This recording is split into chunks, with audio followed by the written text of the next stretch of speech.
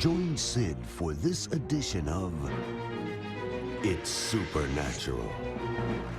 Dieu a donné à mes invités une alerte prophétique concernant le carrefour sans précédent pour l'Amérique, Israël et les croyants. Ce n'est pas pour un jour, c'est maintenant. La fin des temps croise le temps réel, et ceux qui tiennent compte de cet avertissement ouvriront la porte à des bénédictions sans précédent. À tout de suite. It's supernatural.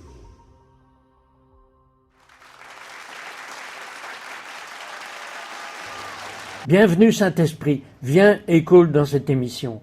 Mes invités, John et Jolene, sont les gardiens de la salle du trône. Cela soulève la question, Jolene, qu'est-ce qu'un gardien de salle du trône? Eh bien, je vais commencer par le terme de gardien. Gardien est un domaine d'autorité spécifique que le Seigneur vous donne. Il est dit dans Ésaïe 62, « J'ai placé des sentinelles sur tes murs à Jérusalem ». Dans ce passage, il leur dit que Jérusalem et les murs qui l'entourent constituent sa zone d'autorité spécifique. Ainsi, lorsque vous dites qu'il s'agit d'un gardien de la salle du trône, le Seigneur vous donne l'autorité dans la salle du trône pour pouvoir voir ce que fait l'activité qui se déroule dans les royaumes célestes et pour vous associer à lui, pour surveiller et suivre et garder les gens sur la bonne voie pour vous assurer que la mission qu'il vous a confiée soit accomplie. Juste par curiosité, j'ai interviewé un certain nombre de personnes qui ont littéralement dit qu'elles étaient allées au paradis plusieurs fois. Donc ce que vous dites, c'est que vous recevez des instructions du ciel, mais allez-vous réellement là-bas et les observez-vous? Quelle est la dynamique? En fait, j'ai un don très unique. Si je me repose et me détends en Dieu, j'entre dans ce royaume que je crois être dans les royaumes célestes et il commence à me montrer des choses et à me parler et je déclare depuis ce royaume, et c'est en fait une chose surnaturelle, que les choses commencent à se produire à un rythme beaucoup plus rapide parce que vous déclarez ce que vous voyez et le Seigneur le fait. Pourriez-vous en citer un que vous avez entendu récemment pour me donner un exemple du type de choses que vous entendez et pour lesquelles vous priez ensuite? Très récemment, j'ai eu cette expérience où j'ai senti le feu de Dieu sur mon visage. Nous étions en fait dans une réunion et j'ai senti le feu de Dieu sur mon visage. Et le Seigneur a commencé à me parler de la reconstruction faciale du corps du Christ. Et il a parlé de la façon dont Moïse a vu le Seigneur face à face. Et nous, en tant que peuple, ne sommes pas prêts pour ce genre d'expérience dans son ensemble. Il allait commencer à reconstruire le corps du Christ afin que nous puissions avoir des expériences face à face avec lui. Mais il allait changer le visage du corps du Christ et de l'épouse du Christ d'une manière profonde afin que nous ressemblions davantage à sa destinée originelle pour nous. Et c'est en fait être conformé à l'image du Christ, n'est-ce pas? Oui. Contempler face à face sa gloire et être transformé à son image.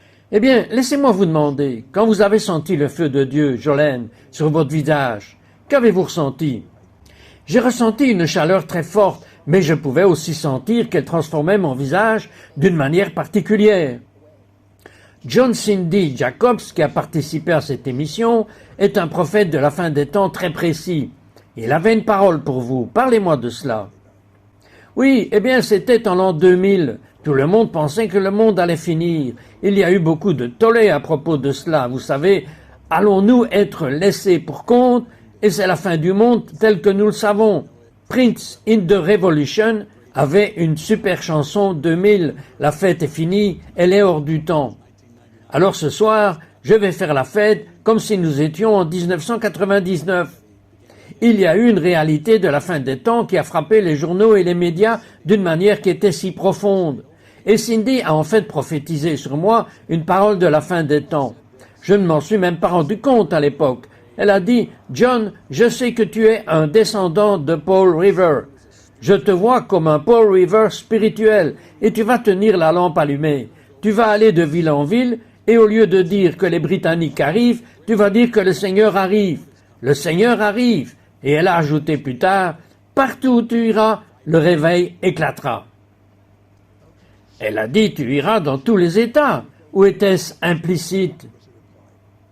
C'était juste implicite, oui, et nous sommes ensuite allés dans les 50 États en 2016, dans un voyage que nous avons appelé le train de la gloire. Croyant en Dieu pour un redressement national, nous sommes allés dans presque tous les États, sauf l'Alaska et Hawaï, en train. C'est donc très intéressant de demander que la gloire de Dieu vienne et un redressement pour la nation.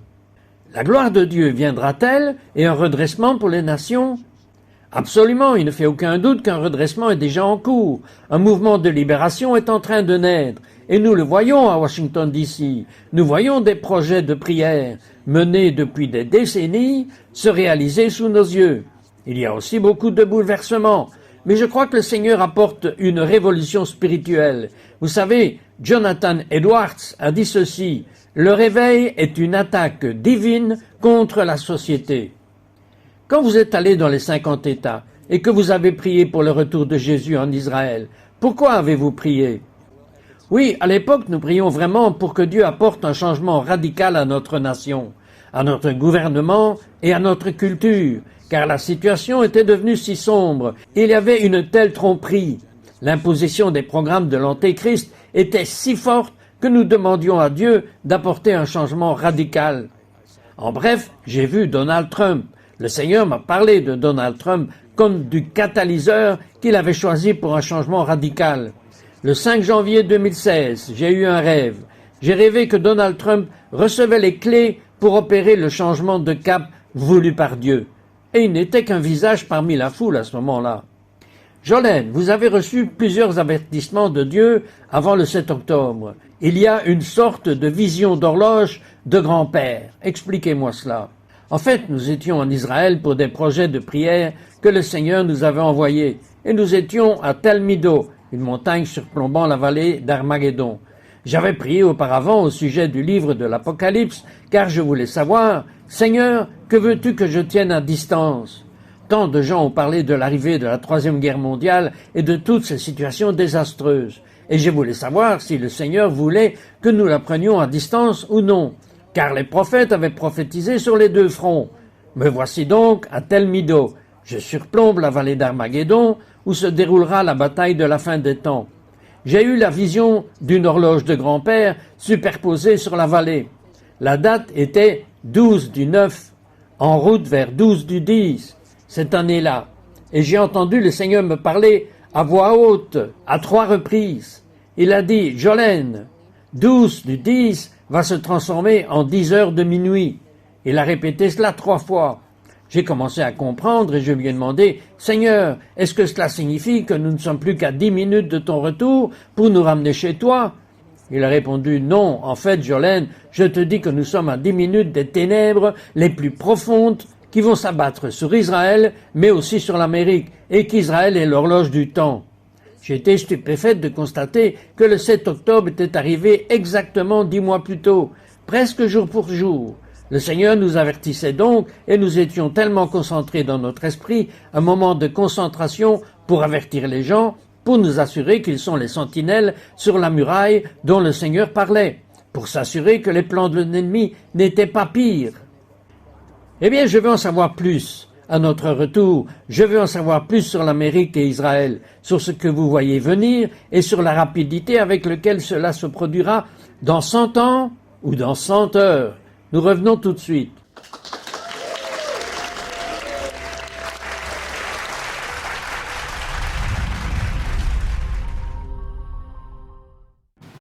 Nous vous invitons à découvrir le ministère Salut pour le monde du pasteur Daniel Vindigny, apôtre et docteur de la parole qui marche avec le Seigneur depuis près de 50 ans. Le pasteur Daniel Vindigny est reconnu en francophonie pour son combat pour le salut des âmes, le réveil de la nation et son amour pour la personne du Saint-Esprit. Chaque lundi soir, il prie pour vous en direct sur sa page publique Facebook. Vous pouvez le retrouver sur sa chaîne YouTube Daniel Vindigny, où il dispense chaque semaine de nouveaux enseignements de qualité pour l'édification et la bénédiction du corps de Christ. Si vous souhaitez grandir dans votre marche spirituelle, connectez-vous à l'Institut Daniel Vindigny et découvrez ses nombreux ouvrages sur le site danielvindigny.com.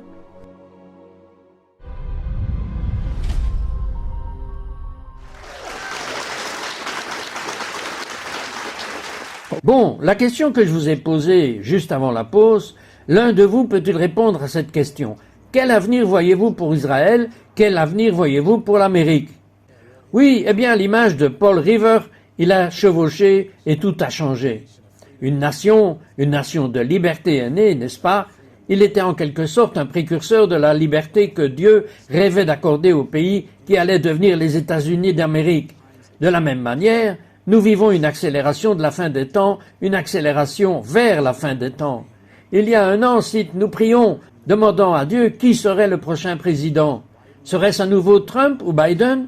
Nous ne savions pas que Kamala Harris prendrait sa place, mais nous savions que quelque chose allait se produire. Et le Saint-Esprit nous a parlé très clairement. L'homme inaugure un président, mais j'inaugure une nouvelle ère de l'histoire, même une accélération vers la fin des temps. Et je dois dire qu'avec l'investiture du président Trump, vous savez, son chant inaugural était « Mes yeux ont vu la gloire de la venue du Seigneur, le combat de la République ». Et depuis son arrivée au pouvoir, nous avons assisté à une accélération absolue de nombreuses prophéties de la fin des temps. Elles s'accomplissent sous nos yeux. Je dirais même que dans la vision, le Seigneur m'a donné l'heure à 10 minutes avant minuit, alors qu'il parlait des ténèbres qui s'abattaient sur l'Amérique et Israël. Je pense qu'il accélère le temps.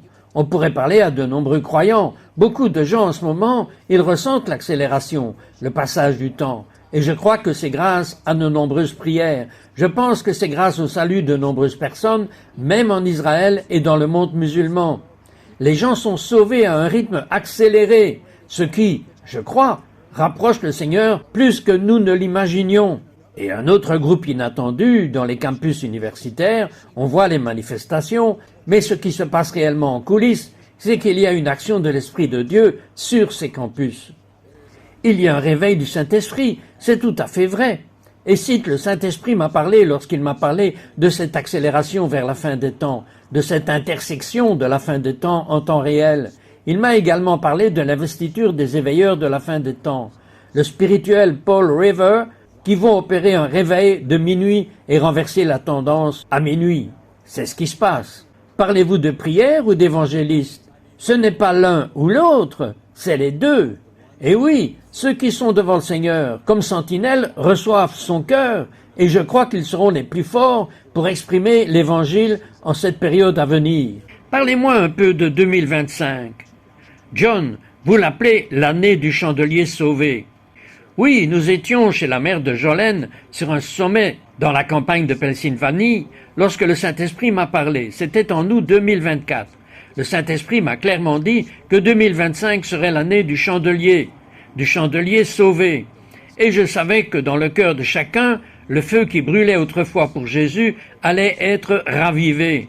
Je savais aussi que même pour... Oui, c'est vraiment puissant. C'est en train de se produire en ce moment même. Et je savais aussi qu'à Washington, on nous a qualifiés de ville sur la colline et de lumière pour les nations. C'est le rêve de Dieu pour Washington. Et nous avons eu d'énormes confirmations que Dieu restaure le chandelier, même à Washington. Non, j'ai lu des choses très négatives sur Washington. Croyez-vous vraiment qu'il y aura un retournement de situation à Washington? Eh bien, vous savez, nous interagissons régulièrement avec les dirigeants gouvernementaux et nous avons constaté partout dans le monde un nouveau feu et une nouvelle consécration au Seigneur Jésus-Christ. Et beaucoup de ces personnes occupent maintenant des postes importants dans l'administration et au Congrès. C'est extraordinaire. Ils attendent donc de nous que nous fassions ce qu'ils font, c'est-à-dire jeûner et prier pour que le feu de Dieu vienne, que sa présence vienne et que son alliance soit établie sur notre terre. John, ça me rend jaloux. Vous me faites ça tout le temps. Jésus vous est apparu, mais il pleurait.